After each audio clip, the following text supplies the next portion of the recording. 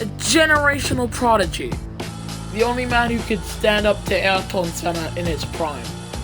That's right, today we are talking about Alain Prost, the French driver born on the 24th of February 1955. He joined Formula 1 in 1980 for McLaren. He got his first points on debut, and in 1981 he moved to Renault. He got his first podium in that year, his first win the following year driving for the same team, but in 1983 he moved back to McLaren. In 86, he was part of a massive championship battle between himself, Nelson Piquet Sr., and Nigel Mansell, the latter two who were driving for Williams. This came down to the wire at Alain, where Prost won the title due to Mansell getting a tyre puncture and Piquet coming into the pits for a precautionary pit stop.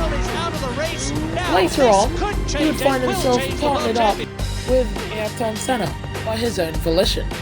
This would turn out to be possibly one of his greater mistakes in his career, as he would go on to lose 3 titles he could have had a shot at winning if he was the sole or competitive driver at McLaren.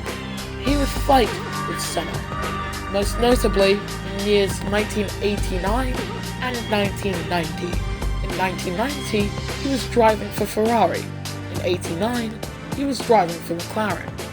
In 89, the championship came down to the wire, and in fact it came down to a collision going into the Cagio Triangle, where Senna hit Prost, and this took both drivers out of the race.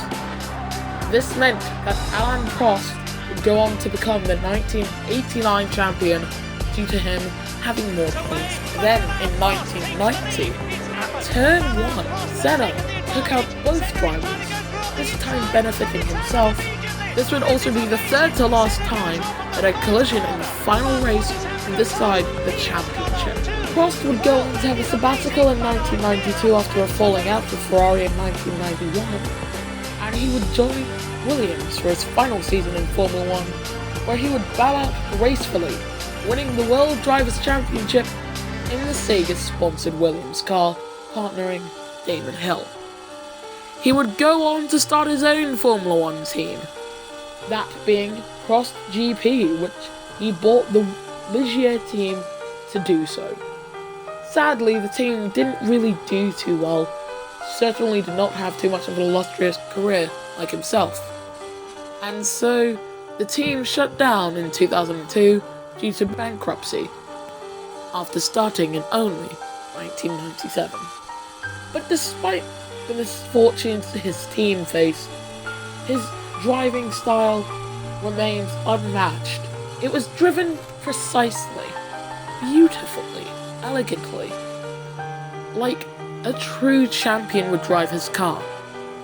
Not too aggressive, but also not too lenient. The perfect balance for one of France's most perfect sportsmen.